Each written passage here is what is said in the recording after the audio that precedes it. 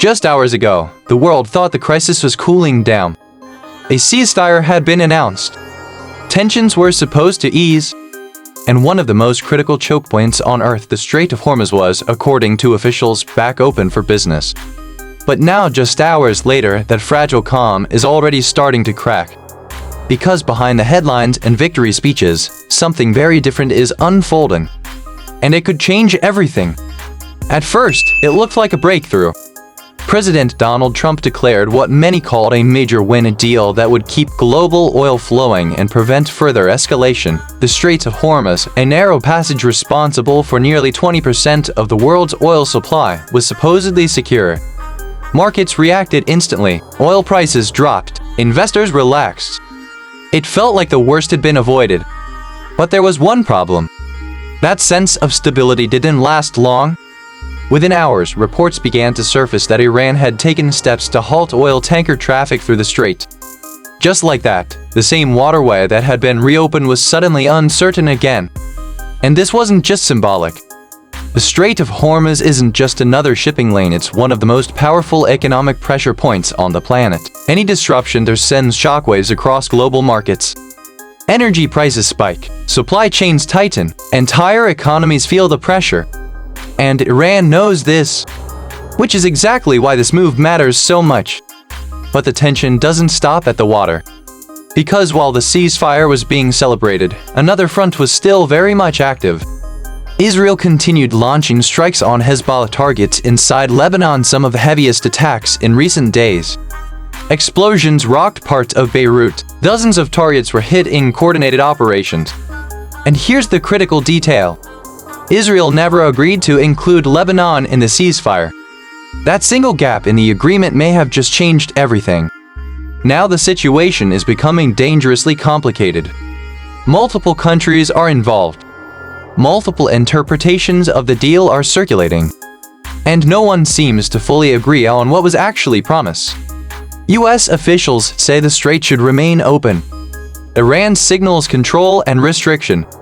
Pakistan claims it helped broker an understanding, but the details remain unclear and largely undisclosed. And Israel is acting on its own strategic priorities. This isn't a unified agreement. It's a fragile balancing act with missing pieces. And those missing pieces are starting to show. Because here's the reality most people are beginning to notice. Even during a ceasefire, Iran still has the power to shut everything down. At any moment. With no warning. That changes the entire equation. It means control over the Strait of Hormuz isn't really settled at all. It's still a live leverage point, one that can be used again and again. And that puts the United States in a difficult position. Because every disruption weakens the idea that the situation is under control. And the markets are already reacting. At first, oil prices dropped sharply after the ceasefire announcement. That's what happens when traders believe stability is returning.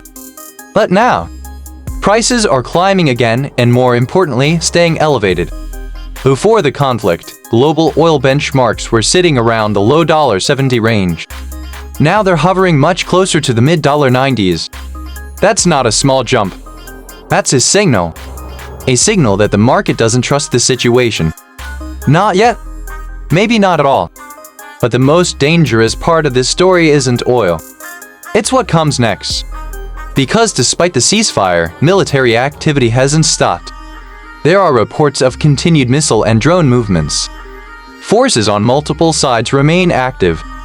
And communication breakdowns are adding even more uncertainty.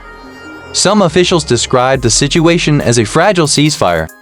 Others are more blunt, saying this may not be a ceasefire at all. Just a pause. And pauses in conflicts like this don't usually last. Now the real question begins to emerge.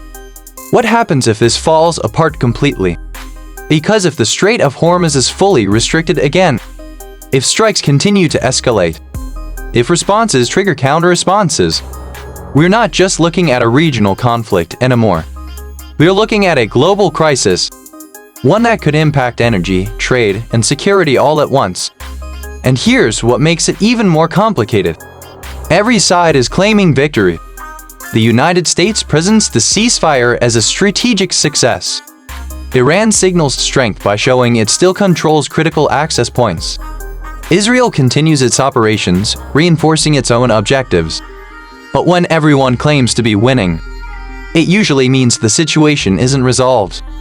It means it's still unfolding. And that's where things stand right now. A ceasefire that may not hold. A critical oil route that can be disrupted at any moment. And a region where tensions are still very much alive.